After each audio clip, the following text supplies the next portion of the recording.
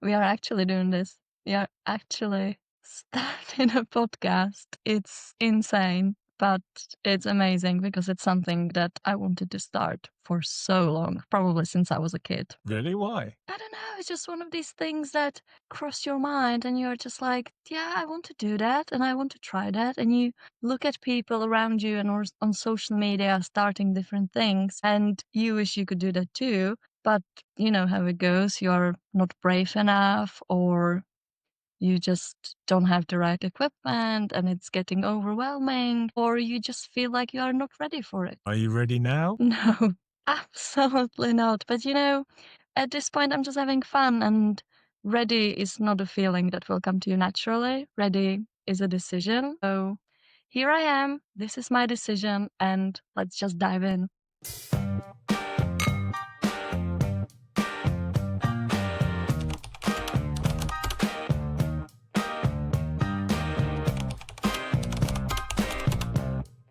You are about to be a part of Life Happens The lifestyle podcast with an unusual combination of new perspective and seasoned experience. with Michelle R. Williams. And Nick Hirst, Come and join our conversation on all aspects of life, because life happens. but you can too.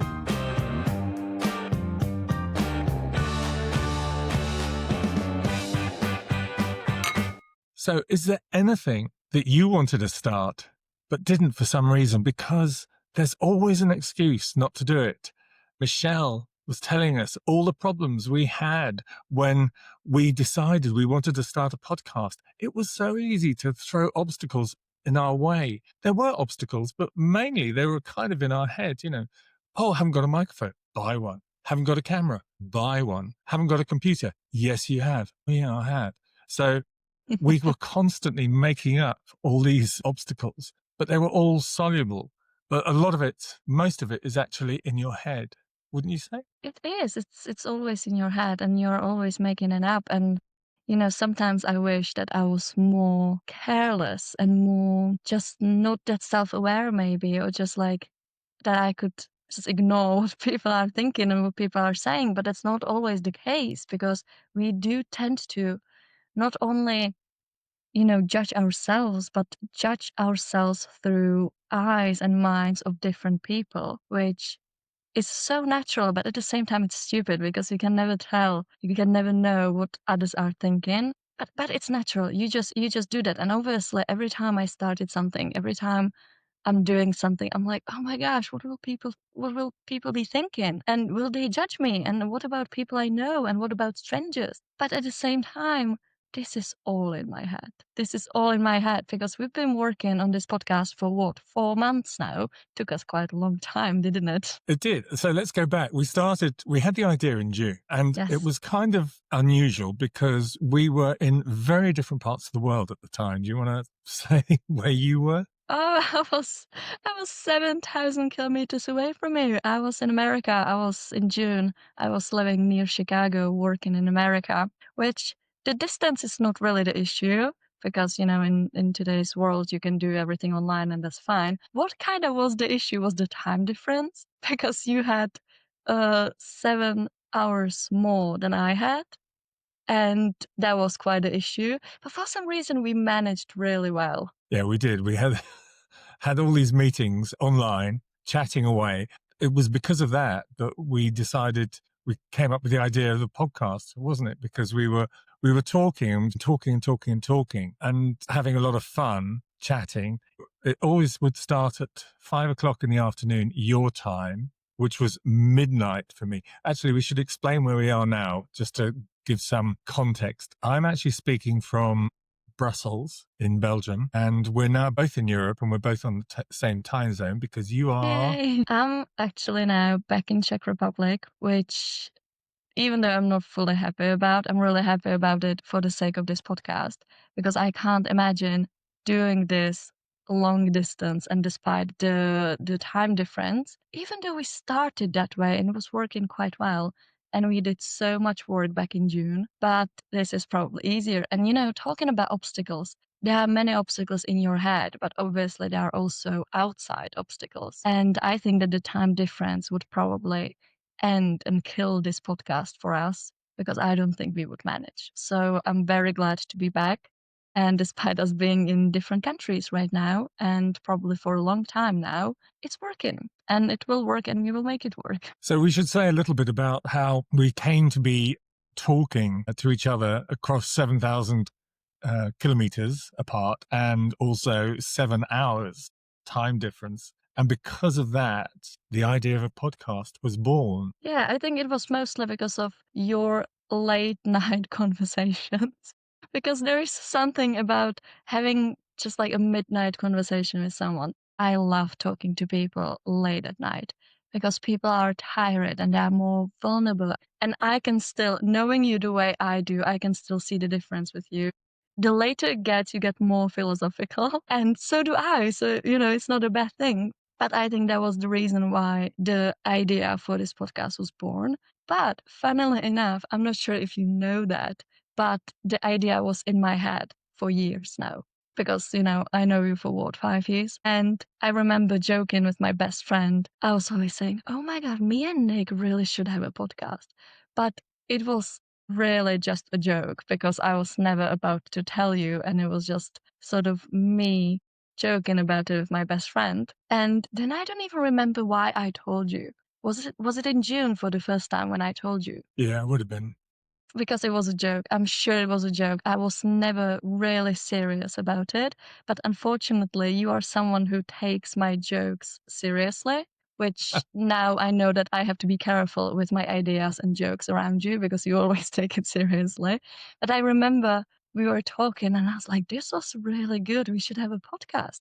And the next morning, I got a message from you saying, hey, were you serious about the podcast idea? I actually quite like it. Should we do it? And I remember staring at the message and I was like, oh, I mean, it was a joke, but sure, man, let's try it. Well, I think the idea was that, we were having these strange intercontinental, intergenerational conversations and just having a lot of fun. And also in our own minds, I think we were kind of solving a lot of our own problems just by talking.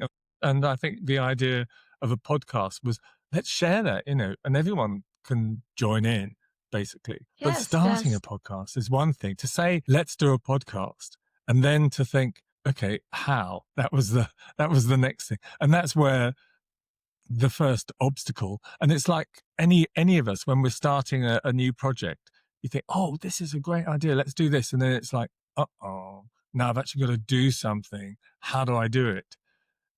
But I suppose where we were fortunate in that we know each other so well and that we kind of supported each other and worked through it ourselves. So we knew how to actually have conversations where we weren't just mucking around or talking or philosophizing, but we could actually sort of sit down and think, okay, what type of microphone do we need? What type of headphones, Yeah, So we could yeah. actually be supportive and get through the practical problems. Practical problems are always soluble. That's not the issue.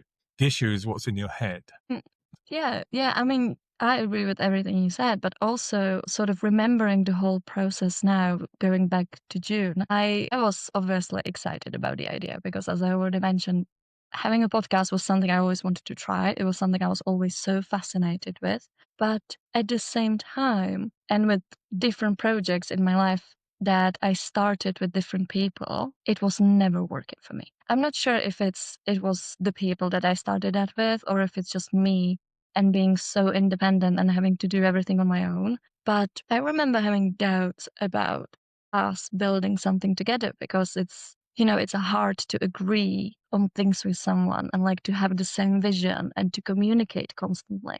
And I genuinely think that like if you want to start a project with someone, especially sort of, creative project like this, you really have to know that person on totally different level. Because I remember, because I'm a writer and you are a writer, and we will get to that shortly because it's, connected to all of this a lot. But I remember wanting to write a book with different friends of mine. It always starts as a joke. You are sitting somewhere bored in a class or just hanging around. You're like, you know, you are a writer, I'm a writer. We should write a book together. How much fun that would be. And you are always excited about that because it's great and you want to do it. But then you sort of get more into technicalities and logistics, and you very shortly figure it out that you can't be working on something like that with that person. And it doesn't mean because you are not friends. I wanted to write a book with one of the closest friends of mine when I was younger. You just need to get each other on a completely different level. And so when we started this idea, when we came up with it, I had my doubts. I was like, no, we will argue. We will absolutely argue. We will disagree and we will get mad at each other and we won't be able to communicate. It will just ruin our friendship at a certain point. But then we started doing all the logistics and coming up with ideas and different views on this project. And we agreed on all of that. I don't think in past 4 months there was something that we didn't agree on, which honestly is absolutely insane. I think you're right. I don't remember us ever disagreeing about anything. But then uh, between us, we've always kind of agreed that we sort of share one brain cell. That brain cell kind of Unfortunately, I'm operates. not quite sure if I'm happy about that. I'm not sure if I'm happy about that, but that's it is what it is.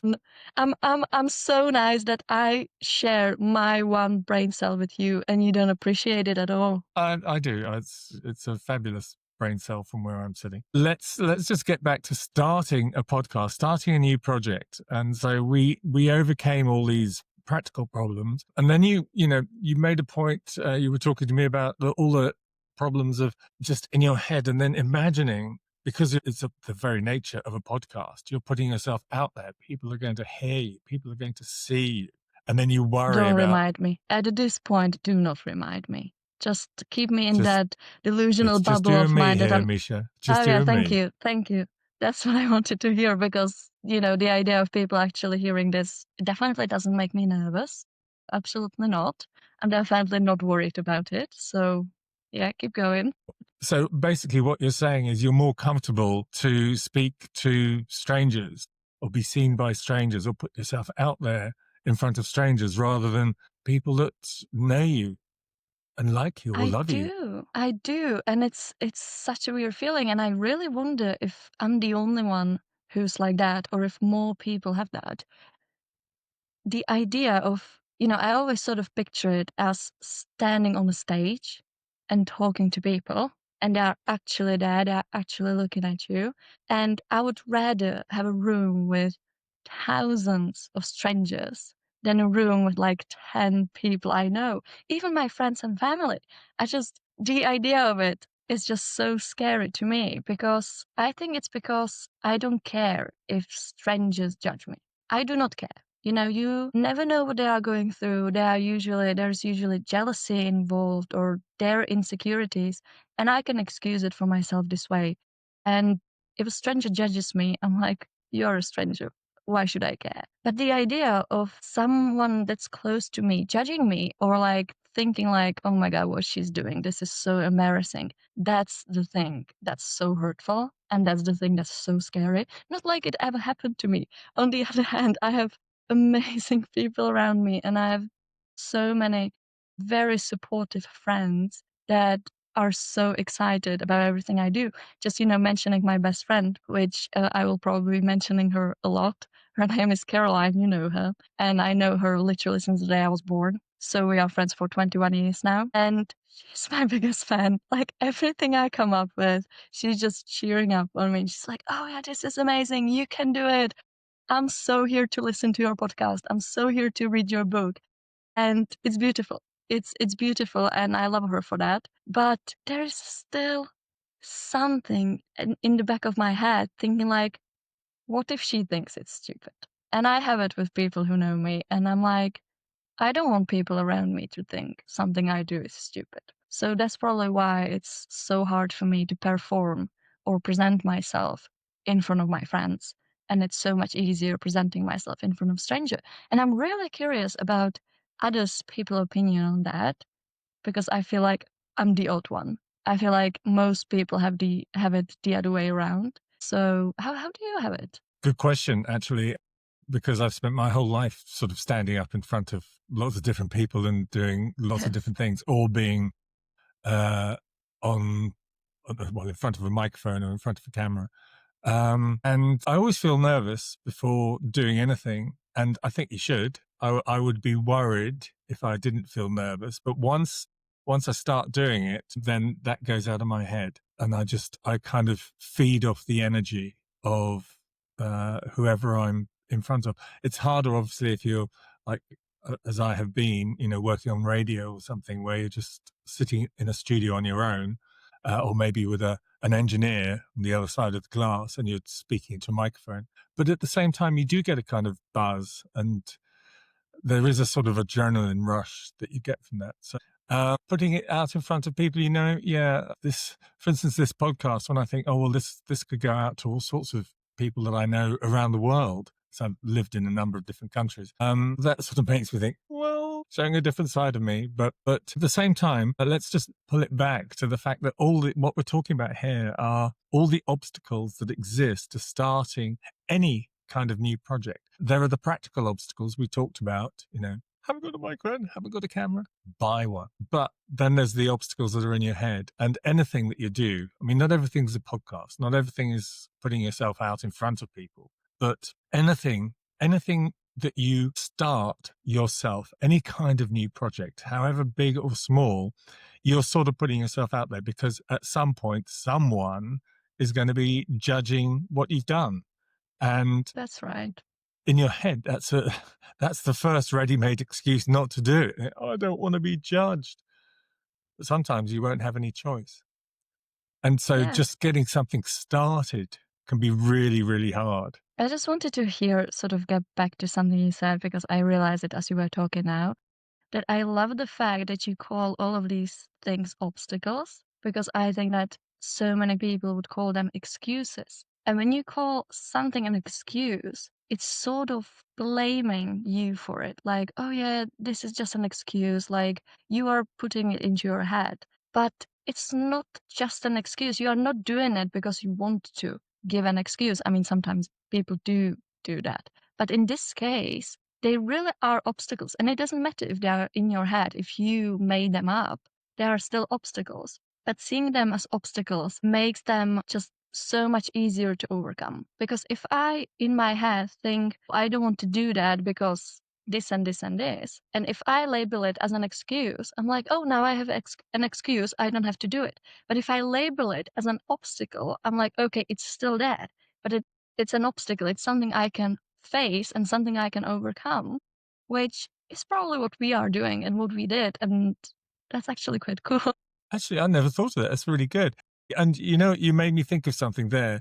The first time I came across the word obstacle was when I was a little boy, and I can remember that far back at school. And every summer we would have the school sports day. So every kid in the school had to take part in lots of different I'm sure uh, you are happy about that.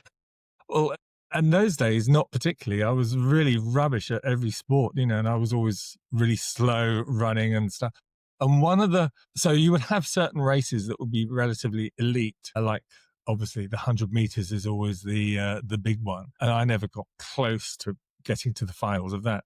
But you would have one race that pretty much anybody could be, and it was called the obstacle race. And what it was you had the track going round and then in the field behind the school, and then all sorts of different things that you had to climb over or climb through or climb Hmm. under, and obstacles basically.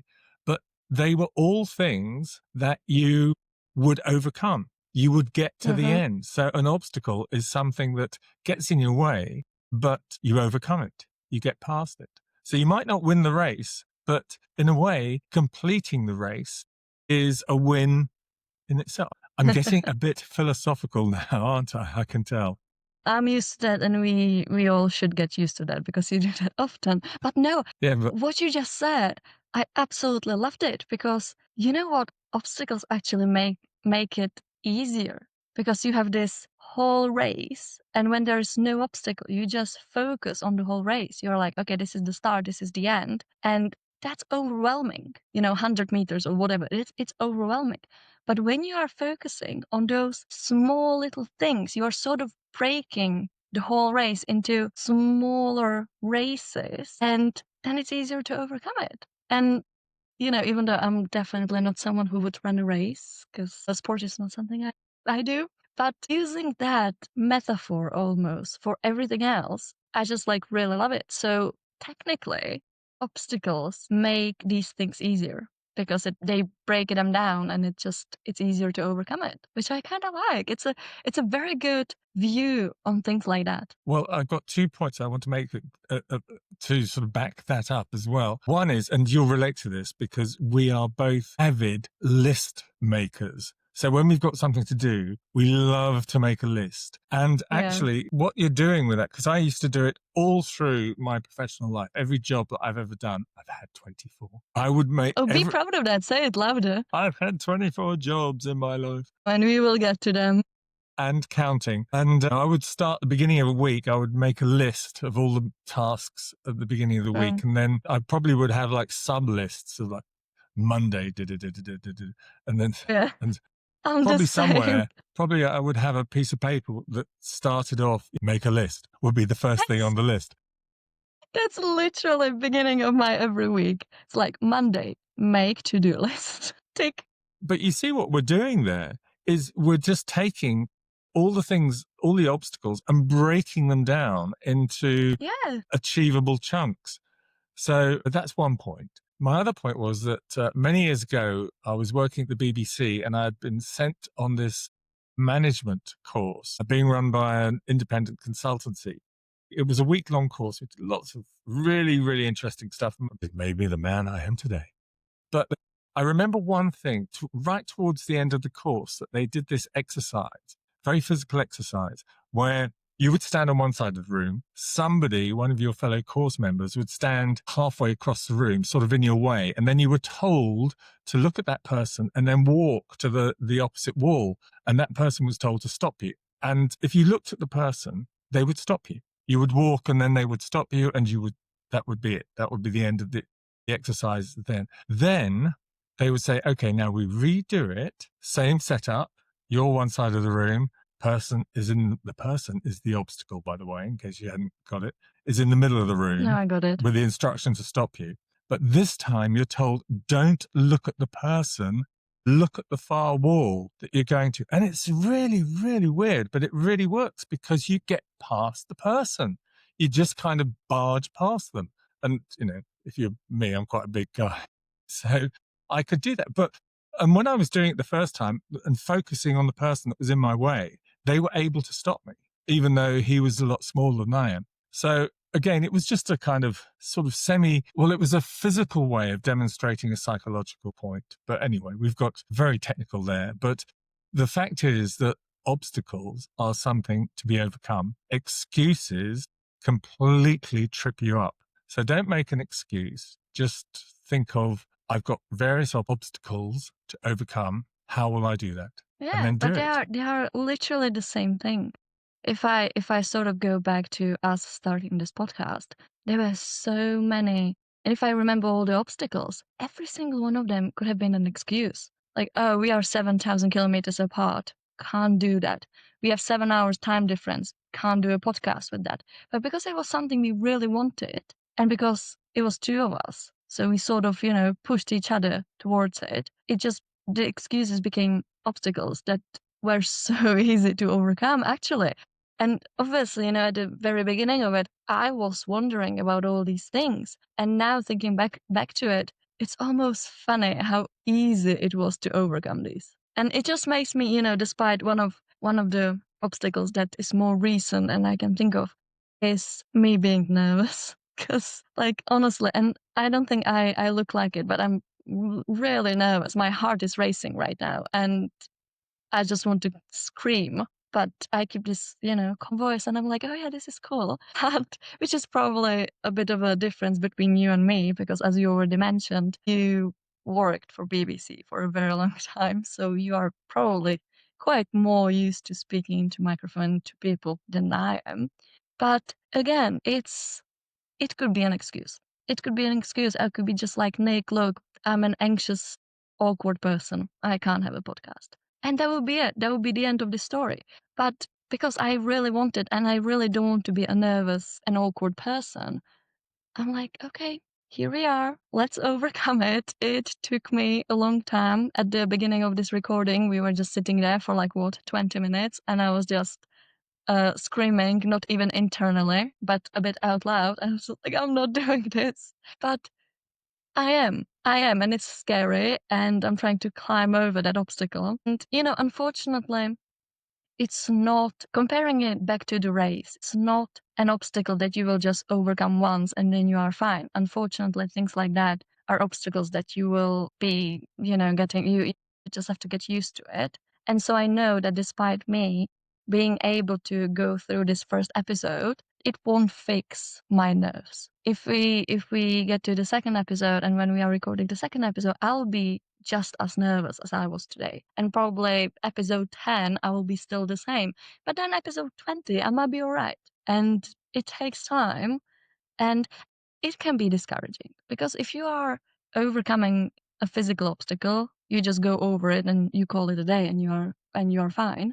But this, I'm like, oh my gosh, I just overcame it. And it was so hard and it made me so nervous. And I'm telling you, once we are done recording, I will probably go take a nap because I will be absolutely exhausted. And the idea that I have to do it again tomorrow or the day after that is very discouraging. But at the same time, it could be an excuse, it's an obstacle. And if the final line is something I want, what can I do but overcome it? And the thing is, you will do it because I'm here to push you. And the same thing with me, you will push me. So we have this kind of support mechanism. And I want to sort of, in a moment, talk about writing because that's such a solo activity. But first, I just wanted to talk about when you're actually doing a podcast, is that you are by definition sharing with lots of people. We've already talked about it, strangers and possibly people that you know, and you just have to start.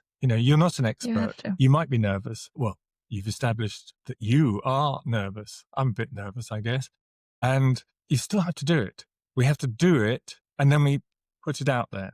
And it's the first one, so it's not going to be the best. Let's be honest. But No. Oh no, that's it's gonna be a disaster, and I probably won't be able to listen back to it. So that's your job, and you will be doing that. I won't. I will be the producer Oh yeah, and thank do all God, that stuff. because I can't do that. But you were saying tell us the story you were telling me before about, you listen to a lot of podcasts and you like to go back to start at the beginning. But yeah, every time I start a new podcast, and again, I'm not sure if it's just me thing or if it's a thing in general, but every time I start a new podcast, and I listen to podcasts a lot, at least like 20 hours a day, literally. It's just my go-to thing. I love listening to podcasts. 20 hours a And every day. time yes, 20 hours. You know how many hours you there know, are in a day? you know my sleeping schedule. Listening to a podcast 20 hours a day, it's actually pretty realistic because, you just don't stare at a blank wall while listening to a podcast. You do everything else. So I eat when I'm listening to podcasts, clean, whatever. Sometimes I'm even falling asleep with podcasts in my ears. And then I do not remember what it was about, or I have nightmares because I'm a huge fan of true crime podcasts. But that's very different story. To my point, as someone who listens to podcasts a lot, always when I start a new one, I always go back to the very first episode. Not only because I want to have as many episodes as possible to fill 20 hours of my day, but also because I want to know all the backstory and I want to get the inside jokes that are there, just like coming along with the recording and everything. But the point is that sometimes it's so hard to listen to the first episode. And I'm talking about podcasts that are so famous, that have millions and millions of listeners every single day, that have 500 episodes, sometimes even more. They're really long. And listening to the very last episode, the most recent one, you just listen to it and you think, wow, that's a professional podcast. But then, and that's discouraging because if you want to start your own podcast, you know you are not good enough. You know you are not good like that. But then you go back to the very first episode, and sometimes I was really surprised by the quality of it. And even with really the most famous podcasts, and I don't want to name names, but and I still love these. I still listen to them. But going back to the first episode, I was like, this is ridiculous. What do you mean someone actually, recorded this and put it out there and they were brave enough to do that? But for me, it's the courage in it. And it's really important to do that. It's really important to post that first episode, even though and you might know that it's not perfect. You might know it's not good. I know this episode definitely won't be perfect. I mean, not to discourage you, but it won't be. But what's important is to put it out there for your own sake. Because once you do, you can only do better. The second episode will be better. The episode number 10 will be better. But if you never post that first episode, there won't be any other episode that could be better. The point is that, and it's like that with everything. It's not just with podcasts, it's with absolutely everything. It's with writing a book, it's with sports, dancing. I'm a dancer, so I remember my beginning when I was 4 years old. Also, wasn't good. And it's like that with everything, but you just have to start. And even more important thing is to never compare your first episode, if we stay with the podcast metaphor, your first episode to episode 500 of someone else. And it's like that with everything because it's so easy to compare what you're doing with other people doing the same thing. But you have to realize that you can't compare your start, your blank page, with someone's final product. Because if you do, it will just discourage you and it will do nothing good for you. That's a really good point. So actually, you remind me of a famous quote, and honestly, I should know where this comes from or who said it. Each journey begins with a single step. Yes. So that makes a point. And then there's my quote, which I can't remember, something I said to you ages ago, and you put it on the back of your phone about your Your dreams. famous your famous quote that you still can't remember. It's been what, year and a half since you said that. And until what, last week you had no idea I have it written on the back of my phone. And Didn't. I just know your ego is so happy about it. But I remember when you said that quote, 16 months ago. And it really sort of changed the way I was thinking about things, which, stop listening for a while. Is that happens with a lot of things that you say. And, you know, coming back to it, that's why this podcast is here. Because there are things that help me and I want to share them with people. But back to your quote, I actually have it on my phone, and it says, "Your dream can't come true if you don't have one." Wow, that's so deep. What was I thinking? What was I on? But yeah. I don't want to know, Nick. Don't tell me. My point is and was, you should have a dream. Have a dream and try and achieve it. You may not. You probably won't. It's the last time I Thanks. looked. I am not actually lead singer of Guns N' Roses, but Are you not? Then why am I talking to you even? I don't know. I just think I've been getting away with it for the last year. But the thing is, set your sights high and you're much more likely to have fun on the journey. That's always been my kind of attitude. My Yeah. phrase, my bon mot to carry me through life has been, you should always have fun doing what you're doing. And if you're not having fun, either you're doing it wrong or do something else because, you've only got one life and it's be a real shame to spend it doing something that you really don't like if you could make things better. And everybody more or less can. So Yeah. that's kind of my point. Going back But to we this talked. attitude is not just, sorry, this attitude is just not with, higher goals and like the job you will be doing for most of your life.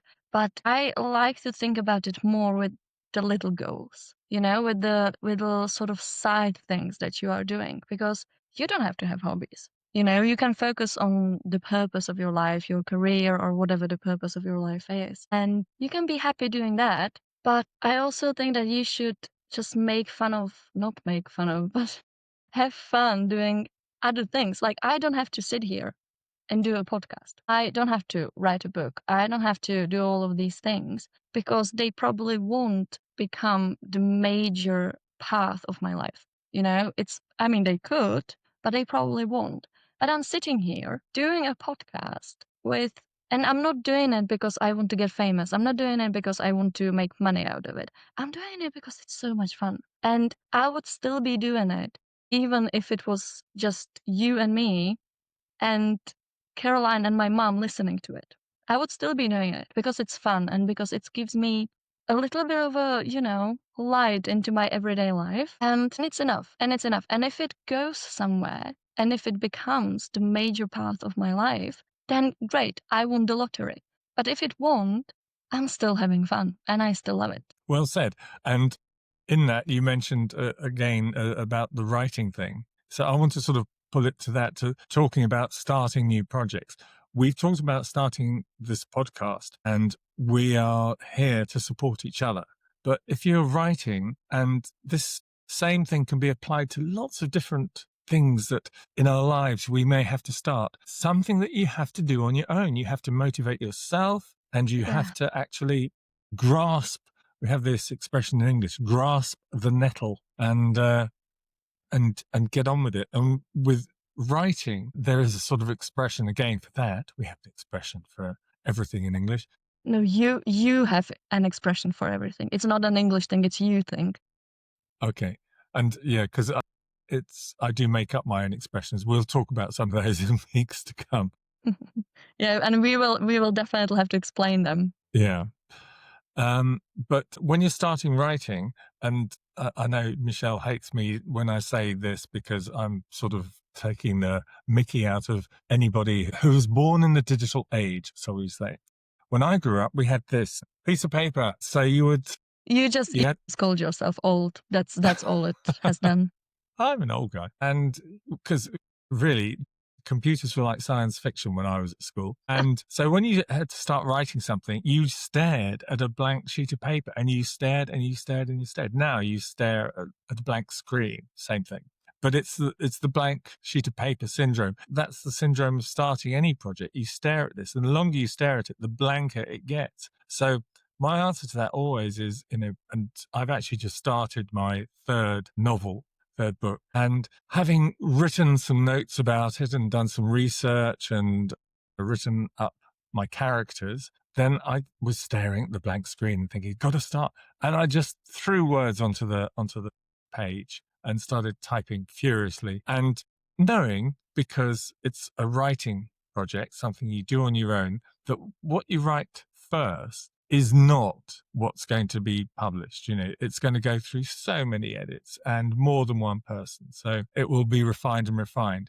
Of course, bringing it back to the podcast, when we are doing this is not going to be refined. This is it. So it's a slightly different thing. Yeah. It's got a raw quality. It's real. It's real. It's real. And it's scary. But with writing, it's kind of nice because you can sort of spend time. You get the story down, you get the first set of words down, then you refine them, and you can spend time trying to present the best version of yourself. And actually, that's the same with lots of other projects that you start. We've been focusing on starting a podcast because that's what this episode is. We are starting a podcast, but it's just, the principles are the same starting any new venture, any new project. You've got to start somewhere. So just dive in. See what I did there? I brought it back to Michelle came up with the title of this. Yeah, thank you. This episode. There is another saying that I absolutely love. I don't know where it came from, but I'm using it quite often. And it says, you just have to make it exist first. You can always make it good later. And yeah, that's very good. I'm not sure if it works with the podcast because, as you said, this is it. This will be out there. We can't really redo it. But when it comes to writing, or what I really often compare things like that to, is art. It's drawing, painting, because I'm an artist. I went to an art school, and I always remember standing in front of the blank canvas with a brush in my hand. I was like, I can't do that. Like, it's too scary. And usually you have these huge canvases. Don't imagine a piece of paper. It's huge, it's bigger than you. And that's very scary. But then you just have to make the sketch. Will the sketch be terrible? Yes. Yes. Will your teacher stand behind your back telling you you have to rip it apart and start again? Yes. Happened to me at least twice a week. Terrible, terrible feeling. But it works. And every time I'm doing something, I still remember standing in that classroom, staring at the blank canvas. And I'm just like, I'm not even using the paint anymore because first thing is the sketch. First thing I need to use a pencil and I can always just start again. And it's a really good sort of metaphor that I'm using and it works, but you have to start. But sometimes people, keeping that metaphor going, people imagine projects like having a blank page and immediately taking brushes and paint and suddenly having a masterpiece. But it's not like that. It's first sketch, then tearing it apart, throwing it away, then it's another sketch, maybe a little bit of more of a detailed sketch, and it's a process. And that's the same thing with everything. Yeah, it is. It is. It's actually, it's interesting hearing you say that, giving a little bit insight to the art world. And it's something I often think about, well, not often think about. I'm not immersed in the art world as such as you are, but we were, it should be said, last week, we were together in Brussels and we went to a gallery and we saw an exhibition of Magritte and then some old masters. And I was thinking the same thing, looking at these extraordinary examples of art, thinking, where do you start? That, how does that idea manifest itself onto the canvas? And then, now it lives forever and people like us can go and see it in a gallery in Brussels. But as you say, You always the have to same, start. yeah, that's the whole point. There's got to be a starting point, and ultimately it comes down inside each individual. Even though we've had each other to help ourselves get this podcast together, we both had to have that sort of internal motivation to do it. Yeah. Because even when you're working on stuff like that with someone and that someone can, push you and nag you and tell you, oh my God, you still didn't do the description. Like, I really need the description. And, just an example, you still have to want it and you still have to push yourself within you because that's something that just no one will do for you. Yeah. So ultimately, it does come down to each of us. I mean, obviously, I've had, well, not obviously, but I have had a lot of experience in working life, 24 jobs and counting. And there are times when you're in a job where you are quite possibly going to be asked to or need to start some sort of project. And I've done a couple of very major ones. When I was with the BBC, I was the person when the BBC decided that many years ago that they would not produce all their programs in house because they always used to. Everything that the BBC does, news, sport, all their arts and drama, everything, it was all produced in house. And then they decided, because they could see the way that the whole marketplace was moving and how actually government thinking was moving. One thing the BBC does not want is the British government telling them what to do. So they try to anticipate what they might be told to do and do it first, if you see what I mean. And they realized that they needed to open up their doors, if you like, to independent producers from outside the BBC. But they didn't know how to. They didn't know how to trade with commercial companies and how to integrate them into their artistic values and their news values, their cultural values. And I had come to the BBC from a commercial company, so I had a lot of external experience. So that was my job. And I was given 6 months and I had put together this huge booklet of exactly how you would operate working with the BBC as an independent producer. And then I would go around and be giving talks to all these production companies. It was a really major task. And then everything that's happened since the BBC, obviously that's developed a lot since then, but it all stemmed from that one document that I made and then the time that I spent working with independent production companies, getting their programs on air. So it was, and I had to start it on my own. And with also, I had to basically know everything that the BBC did and how they did it and what their values were behind. And I didn't know all that stuff. I just joined. I've been there, a year or so. So it was a huge steep learning curve for me. Starting any new project is, and if it's your job, and somebody says, we want you to do this, then You have you to. do it, or you, Yeah, or because you you don't have have a to. job. Oh yeah, right. And you can't really, put excuses. But isn't it such a rewarding feeling looking at it now and seeing what an impact it had? Yeah, yeah, Them absolutely. still using it years after and something you did, and such a huge system as BBC is. It's just it's impressive. But it's always like the accomplishments. It's developed a long way since then, and lots of people have come in. They now Yeah. have loads and loads of commissioning editors. But yeah, it But had to there was start this somewhere. first step. Yeah, it It had to start somewhere. basically was that stepping stone. Was the You were the first. first episode. Good for you. But Yeah, it's this is always true. like that with accomplishments, and accomplishments can be so motivating. But I feel like people, and by people I mean myself too, because I know I do that. They see the accomplishment, the final product is the accomplishment. Closed project or published book, and it's the final project that they see as the accomplishment. But what I've learned, especially writing a book, is that you have to focus on everyday accomplishments, on those small little accomplishments. And like when you think about, oh yeah, I will have a podcast, and someone tells you, okay, what's the accomplishment? What's the final goal? Why are you doing that? You probably answer something like, "Oh, yeah, like I'll be doing it full time and I will have millions of listeners and it will be just great. I will have all this equipment, blah, blah, blah, blah, blah." But that's quite scary. That's quite discouraging because that maybe will never happen. Or if it will take years and years. And so for me, it's about the small accomplishments. So like, I remember when we started it, it was having the name, coming up with the name. And I really want to explain the backstory of the name of our podcast in future episodes because I'm really proud of it. But I remember us coming up with the name and I was so proud of it. And then, with the logo and then with all these topics. And now this first episode is a huge accomplishment for me already. And it really makes me want to just keep going with it, even though it's definitely not the final goal, but it's great and it feels good. And you should always look for these small accomplishments because the rewarding feeling is just worth everything. So the takeaway from that is, I would say, is you have your eye on the goal at the end of the rainbow, but enjoy the journey. Yeah. Which is sometimes really hard. I'm not good in doing that.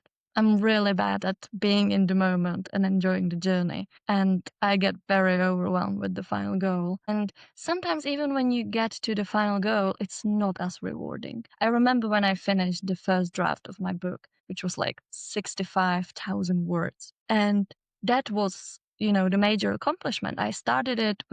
Obviously I started with having the book published, but this was the first big accomplishment. And I remember I wrote the final words and I wasn't even really happy about it.